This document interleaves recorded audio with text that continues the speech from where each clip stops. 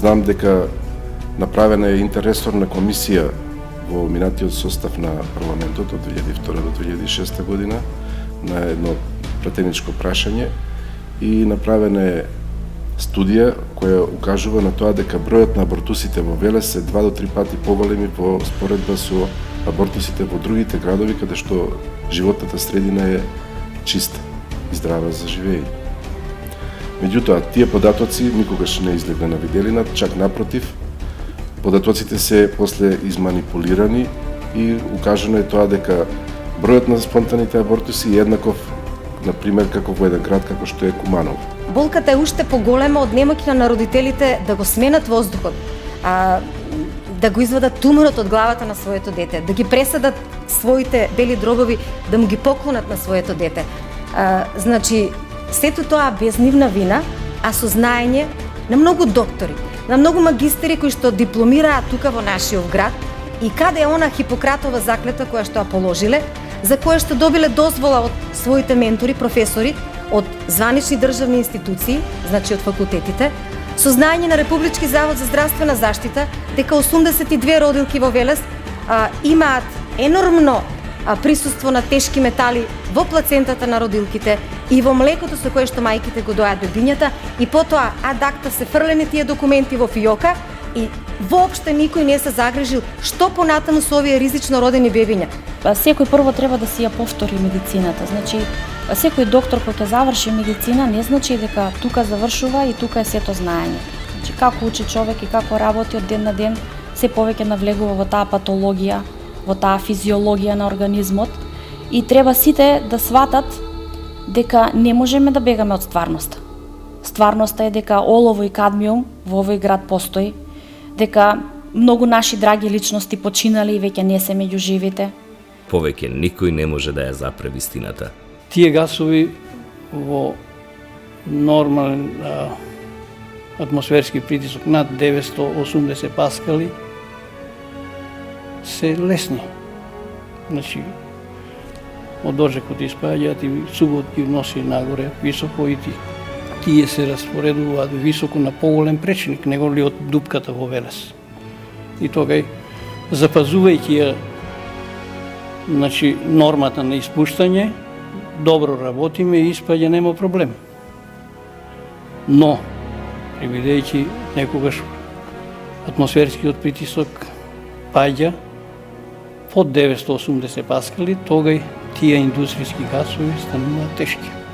Тие паѓаат тука и остануваат во градот. Присуството на тешките метали во организмот го нарушува целокупниот фин механизам од централниот нервен систем, хормонскиот систем, па до вкупната работа на сите внатрешни органи кај човек. Не само гасовите кои што ги испушташе топилницата, туку и другите облици на загадување на околната средина. Тука спаѓа загадувањето од страна на надразливите гасови, сулфурниот диоксид, сулфурниот триоксид, испарувањето од сулфурната и сулфуристата киселина и киселиот дожд кој што паѓа кога овие гасови се растворат во атмосферата. Македонската јавност беше згрозена. Канцери, анемии, леукемии, респираторни заболувања, загадена почва, воздух. Пред фактите и надлежните полубогови замолчеа. Секако не превземаа ништо, ама барем за прв пат не се обидоа да сокријат.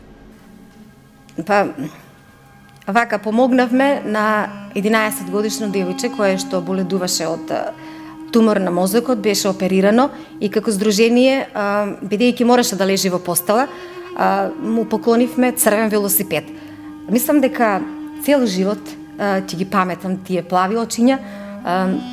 Девојчето немаше коса, нормално беше бричена, со шамивче, бевме во нивниот стан на 40 степени, летен период беше, значи кога го донесоа од болница, но беше истовремено тажна, тој поглед секогаш ќе ме прати во животот, тажна, но среќна што доби подарок, велосипед со кој можеше, за да не атрофираат мускулите од постојано лежење, бидејќи и била лична желба да се вози на велосипед, значи да може да прави психомоторни вежби, а истовремено надевајќи се дека ќе се подобри нејзината здравствена состојба, да застане на нози и да го вози тој велосипед. Девојчето почина по отприлика по 2 месеци од нашата посета. По почетокот на мојот ангажман во болницата во Јасеново, ние немавме некои посериозни хронични белодробни заболувања. Во главном патологијата се состоеше од туберкулоза и од некои акутни белодробни заболувања. Меѓутоа, во текот на наредниве 5-6 години, полека, сега се повеќе и повеќе, се сретнуваме со тешки форми на хронични белодробни заболувања, со тешки форми на астма, со појава на малигни тумори кај млади луѓе, како што вообичаено не би требало да се очекува појава на такви болести. Длабоко сум уверен дека загадувањето што го правеше топилницата во минатите 25-30 години на околината има сериозно влијание на зголемувањето на бројот на тие заболувања. Бројот на заболени е многу голем. Значи, истиот број на пациенти кој што сум го имала пред многу години и бројот на прегледи, за разлика во последните години, значи тој број е дупло зголемен. Значи, ако истиот број бил 2500 пациенти, иделе, да речеме, во месецот по 900 прегледа, сега идат дупло повеќе. Народот е болен, патологија има секаква. Најмногу кој што можеме да кажеме, анемиите се многу застапени, бројот на луѓе кои што се со недостаток на железо во крвта е од ден на ден се поголем. Ова се должи на оловото, кое што се врзува многу лесно за еритроцитите и долгите години кои што народот е труен во Велес, бројот на заболени со анемија и поточно на онаа сидеропениска, значи недостаток на железо каде што постои, е од ден на ден се поголем и бројот на трудници е од ден на ден се поголем кои што примаат препарати на железо. Нема трудница во Велес која што не прима таков препарат. Што во другите градови со колеги се контактираме, вика кај нас не идат, си се здраво бременост нели износуваат. Ние не ги гледаме пациентите и трудниците, имам колешки од Демир Капија. Значи во оние делови каде што постои многу почиста средина. И се случи јавност, се случија весници, телевизии, радија. Разумот го надвладеа политичкиот пазар. Ако геслото на Мисирков беше дека правото на еден народ е да има право на свој јазик и тоа право му е свечено, тогаш правото на живот е уште посвечено. Нас некој сака овде да ни го узурпира правото на живот.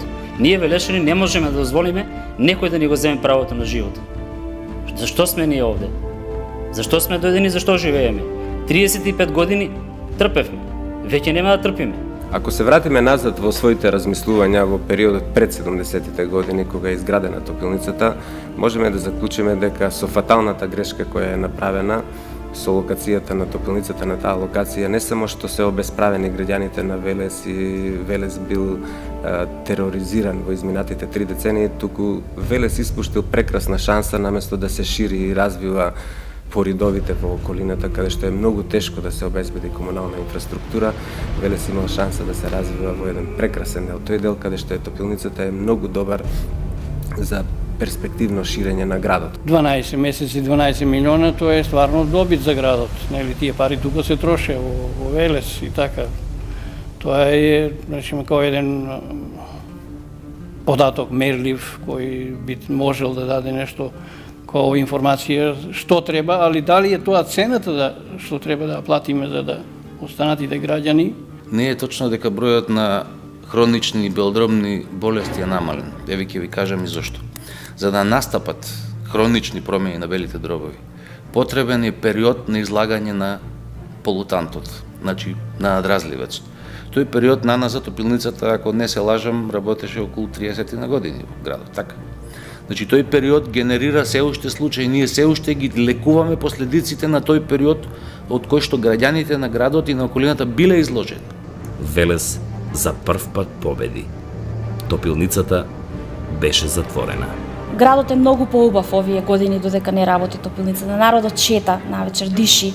Значи сите тоа што сме го внесувале преку респират, првиот влесе на остатокот од жителите на Велес, значи не оние директно што биле, но оние цел град го внесувал преку респираторниот пат, да речеме, значи преку дишните органи, преку храната која што сме ја јадели.